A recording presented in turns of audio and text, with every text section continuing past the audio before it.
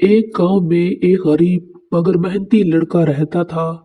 वो दिन भर खेतों में काम करता और शाम को थका हारा घर लौट आता। उसके पास दौलत नहीं थी, मगर उसकी माँ की दुआएं उसके साथ थी।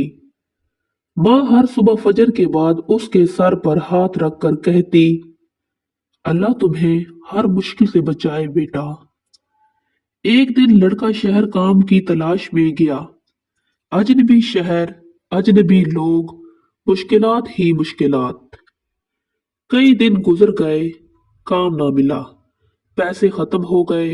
एक रात वो मायूस होकर आसमान की तरफ देखने लगा। उसी लम्हे उसे माँ की दुआ याद आई। अचानक एक नेक दिल शख्स वहां आया। उसने लड़के की बात सुनी और उसे काम पर रख लिया। आहिस्ता आहिस्ता उसकी जिंदगी संवरने लगी। मेहनत रंग लाने लगी, हालात बदलने लगे। कामयाबी के बाद वो गांव वापस आया। माँ ने उसे गले लगा लिया। आंखों में आंसू और होठों पर मुस्कुराहट थी। माँ ने कहा, बेटा, मैंने कुछ नहीं किया, बस दुआ की थी। उस दिन लड़के को समझ आ गया कि दुनिया की सबसे ताकतवर चीज माँ की दुआ होती है।